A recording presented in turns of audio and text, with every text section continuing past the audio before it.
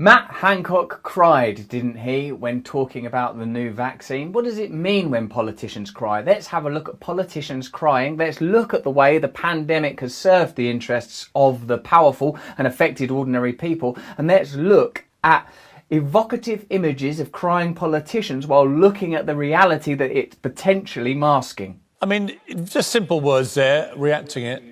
You're quite emotional by that. Well, it's just, it's been such a tough year. But I don't think that's actual crying, is it? It's sort of laughing. Well, What I would say is it was definitely theatrical. Whether or not he's crying, I mean, he's evidently not crying if what you mean by crying is tears coming out of someone's eyes, because that's not what's happened. But it was interesting and performative, and I do think that what would be understood as a moment of revelation did take place. Like that Matt Hancock had a reaction, an unconscious reaction, demonstration of relief, which I think was closer to laughter than crying, but was nonetheless revelatory, and for him required an element of theatre to continue it. Crying in public has very particular connotations.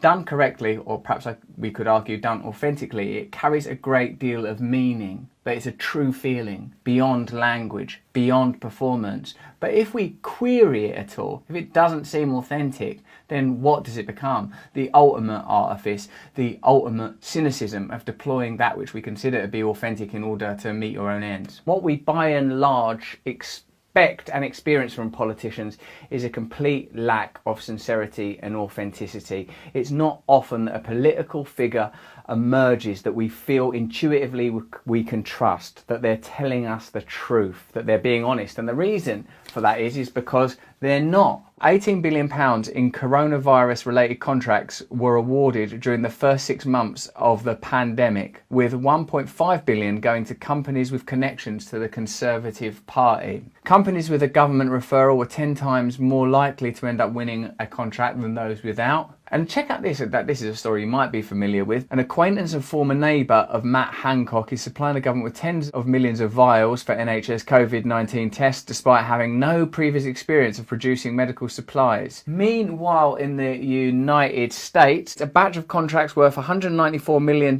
went to Health Supply US, a company founded 6 months ago by a former Trump administration official. Zach Fuentes, LLC, which is led by President Trump's former Deputy Chief of Staff, was awarded a $3 million federal contract to provide respirator masks, which subsequently couldn't be used. So, there's this performative element of politics going on the TV and sort of cry laughing.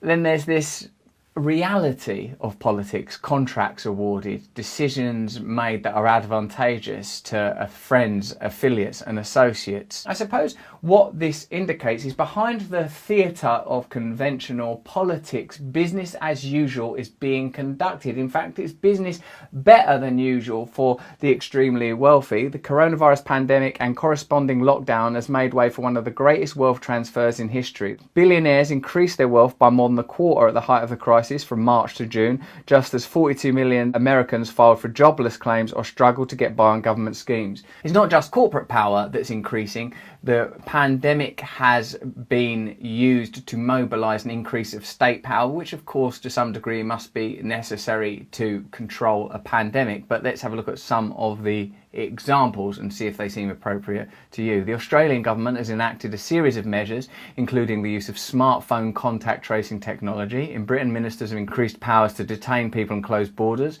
Israel's Prime Minister has shut down courts and begun surveillance of citizens. Chile has sent the military to public squares once occupied by protesters. Bolivia has postponed elections. Critics say some governments are using the public health crisis as cover to seize new powers that have little to do with the outbreak. And certainly there would be form for that in that great and defining disaster of the modern era, the 9/11 attacks. We of course saw an increase in legislative power in the shape of the Patriot Act. It essentially gave birth to the surveillance age, or gave rise to it in a hitherto unseen form. So in spite of this level of performance, the reality has been a great transfer of wealth has taken place.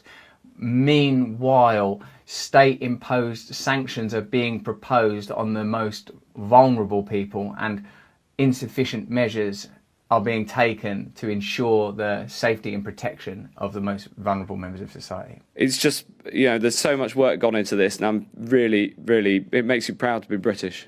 Let's have a look at some more politicians crying and see what it makes us feel. Whatever challenges come before us, I will always believe our nation's best days lie ahead. God bless.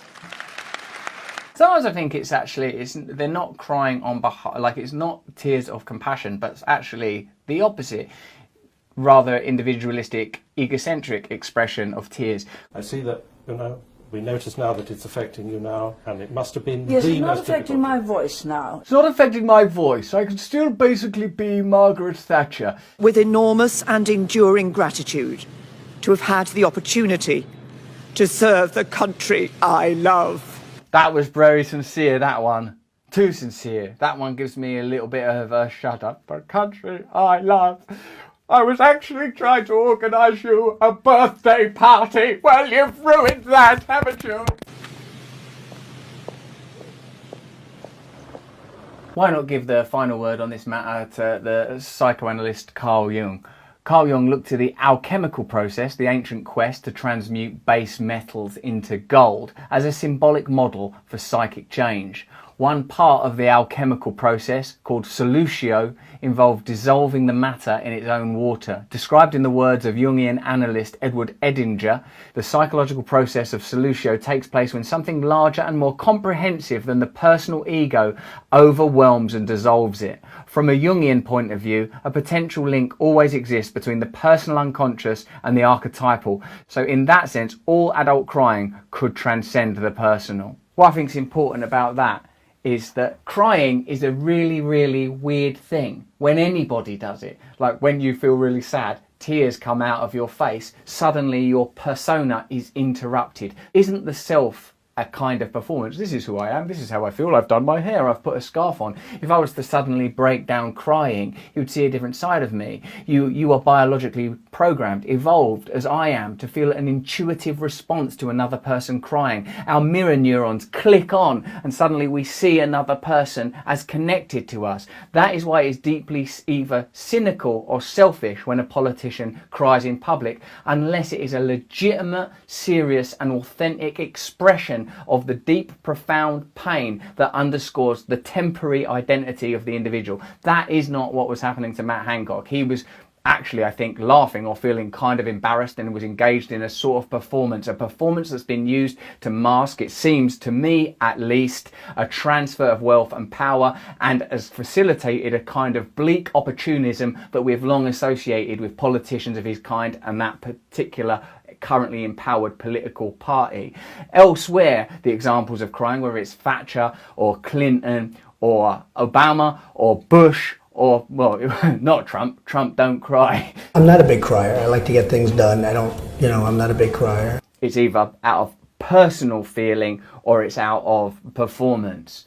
Now, what does that tell us about the way that we are governed? That we accept that governance is a type of performance, that it's taking place behind a veil, that we don't expect to interact authentically with people that are supposed to lead us. Perhaps what we really need to consider is the systems themselves. Are these systems even capable of being authentic? Are they even capable of doing anything other than utilising a pandemic to create opportunities, financial and business opportunities for their affiliates? It seems not. Politics and politicians behave in a particular manner to achieve very specific ends. It's not a time where we can say, wow, there was a global pandemic and the people in positions of power really came together to do the right thing. Far from it. It was yet another revelation, yet another demonstration that what's required is radical change, that you and I need to become empowered in our own lives and think about how we want communities to be run, how we want resources to be shared, and not outsource that power to people that have entirely different intentions, motivations, and affiliations than we do.